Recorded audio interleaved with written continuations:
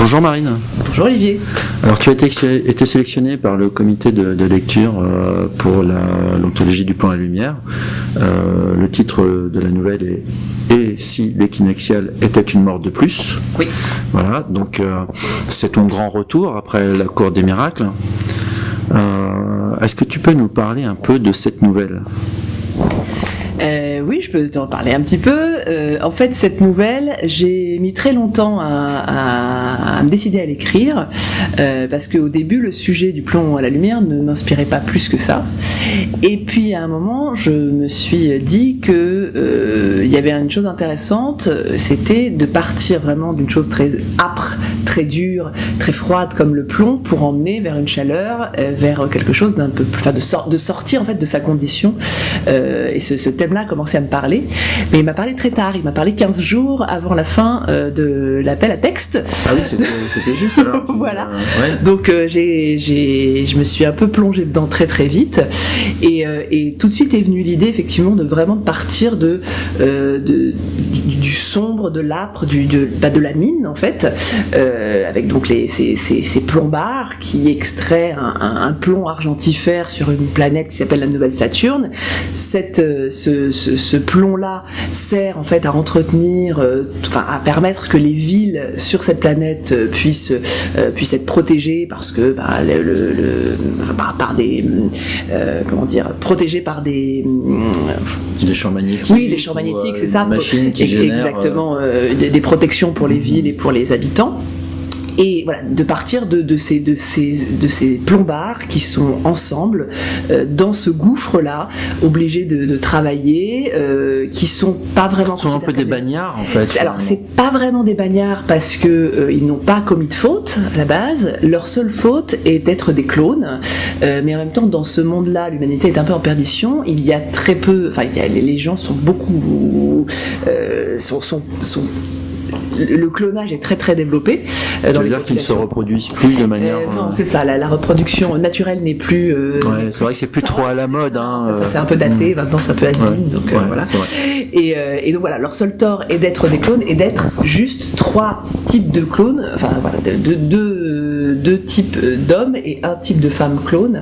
Et ils sont donc dans cette mine à travailler tout le temps. Leur seul but c'est de travailler, et surtout ils sont responsables de la survie de l'ensemble du reste de l'humanité, puisque si ils n'extraient pas ce plomb, les villes sont exposées à ces fameuses équinoxiales, qui sont donc des grandes tempêtes qui arrivent régulièrement et qui menacent de détruire les villes et les habitants de cette planète. Donc, si je comprends bien, c'est vraiment la base. La base, c'est vraiment ces clones qui sont en bagne finalement, qui soutiennent en fait une humanité qui est en perdition. C'est ça, et en fait ils sont extrêmement déconsidérés, alors que grâce à eux le reste de l'humanité peut survivre, mais voilà, on les considère comme des sous-hommes qui ne sont là que pour travailler et qui sont de la chair à canon, puisque donc ces grandes tempêtes, les équinoxiales, voient mourir, très meurtrières, voient mourir par dizaines, par centaines. Parce qu'eux ils sont exposés. Ils sont exposés puisqu'ils sont obligés de continuer à travailler pendant les tempêtes s'ils travaillent pas. C'est à flux tendu alors. C'est à flux tendu, exactement. C'est à flux tendu, c'est-à-dire que la production suffit à peine à la alimenter. production suffit normalement quand il n'y a pas de tempête, quand il n'y a pas d'équinoxial, mais dès qu'il y a une équinoxiale, il faut alimenter encore plus fort pour que les boucliers des villes puissent tenir. Exactement.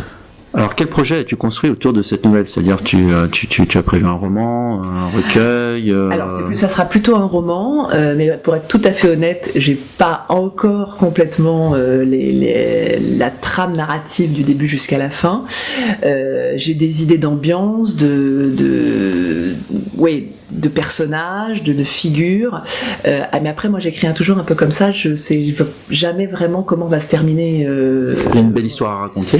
Il y a de toute façon toujours des belles histoires à raconter. Et oui, ce personnage central, qui sera pas forcément le personnage central du roman derrière, mais qui sera certainement un fil conducteur de cette histoire, qui n'est pas encore, je suis très honnête, tout à fait arrêtée.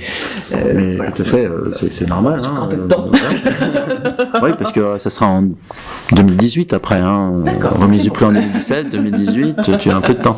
Alors Marine, le principe de l'anthologie a un peu évolué, donc maintenant les nouvelles seront accompagnées aussi d'une composition musicale. Qu'est-ce que tu en penses, toi? Je trouve que c'est une excellente idée et ça a notamment beaucoup servi mon écriture parce que j'ai eu la chance, contrairement à d'autres participants à cette anthologie, de savoir ça avant d'écrire, de savoir qu'il y aurait potentiellement des musiques. Oui, c'était une surprise, c'est-à-dire on voulait innover et vous n'étiez pas forcément sûr d'aller. Disons que c'était complexe, il fallait réunir plus de 20 compositeurs et donc ça a pris du temps et il y aura aussi toutes les musiques seront accompagnées aussi d'un reportage vidéo sur les auteurs. Donc on est en train de faire là maintenant. Voilà. Donc, non, mais c'est vrai que j'ai eu la chance de le savoir avant et ça a servi l'écriture parce que j'imaginais en fait une ambiance sonore et je construisais et j'écrivais avec le son dans la tête. Et donc c'est vrai que j'ai appuyé sur les donc l'écriture elle s'est modifiée. Mais oui, elle s'est même presque construite autour du fait que potentiellement il y allait avoir du son ajouté à ça et il y a notamment une chanson, Les Plombards chantent, ça j'ai eu envie de l'écrire parce que je me disais oui, ça pourrait être une source d'inspiration pour un compositeur éventuellement, d'avoir ce chœur d'hommes et de femmes qui chantent derrière. Marine, oui. Donc on est chez toi. Oui, on est chez moi. Est-ce que tu peux nous montrer un petit peu dans quelles conditions toi tu pioches? Oui, dans quelles conditions de pioche? Alors j'ai mon ordinateur portable qui est là, tu vois, qui est bien planqué. D'accord. Parce que je le sors vraiment. Voilà, ça c'est ma vie. Si je perds ça, si je casse ça, alors j'ai une autre vie à côté, mais quand même. Que tu fais des sauvegardes. Oui, j'ai beaucoup de sauvegardes, je m'envoie beaucoup de mails. Voilà. Et en fait, de temps en temps, pas toujours, je n'ai pas un rythme d'écriture très régulier, mais à un moment je me dis c'est maintenant. Et donc je l'allume et puis je peux écrire pendant des heures. Je pense beaucoup à mes histoires un peu partout. Dans la cuisine, je cuisine beaucoup, sur mon balcon, voilà.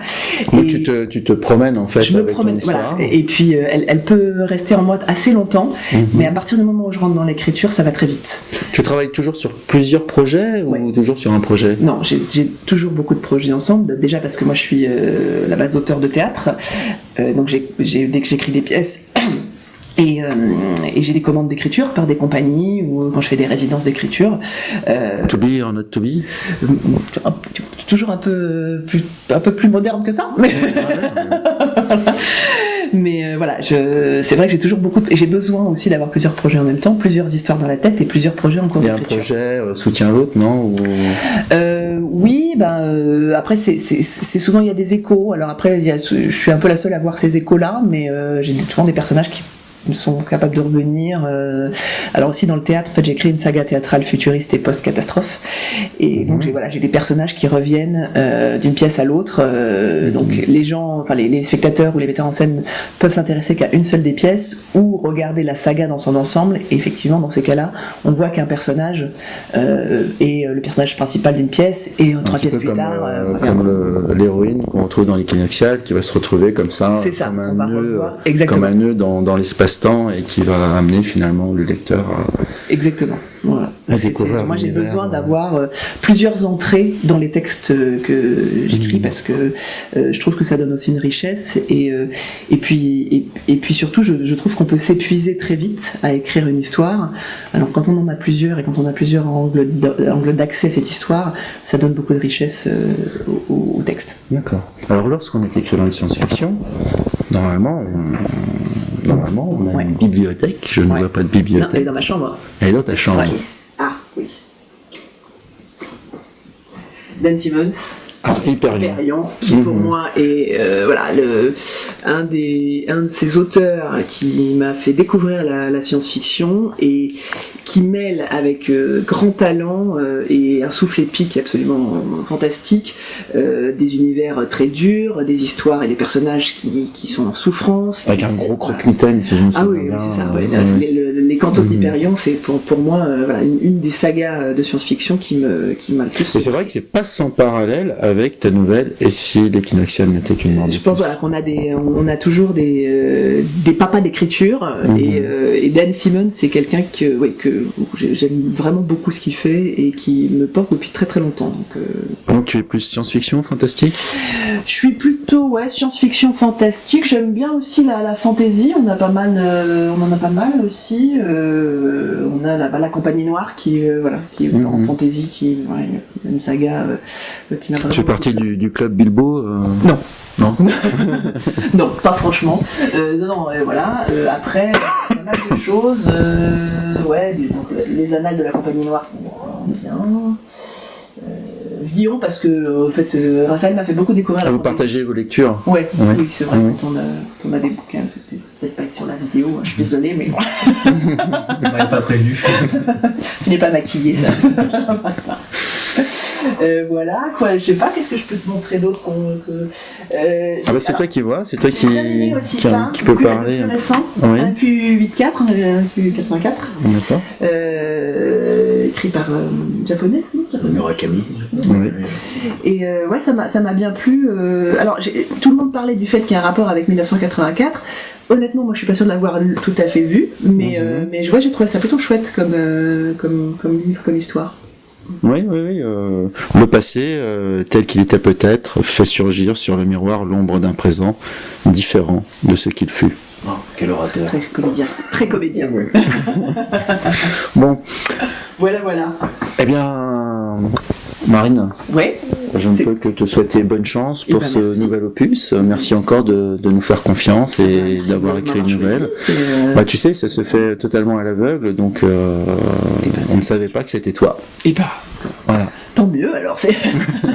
non, mais c'est. Alors après, ce que je peux dire aussi, effectivement, moi, pour avoir participé à l'anthologie précédente, la nouvelle que j'ai écrite l'année dernière, pour la Cour des Miracles, annonçait une histoire que j'avais dans la tête depuis longtemps et que je pense depuis trop longtemps.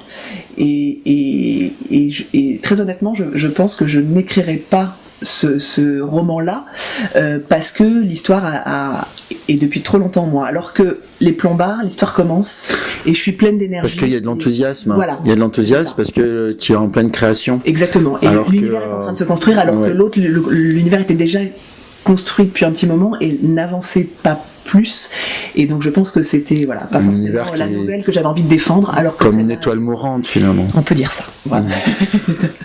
Voilà, ça sera le mot de la fin alors. Et très bien, merci. Je t'en prie, à bientôt.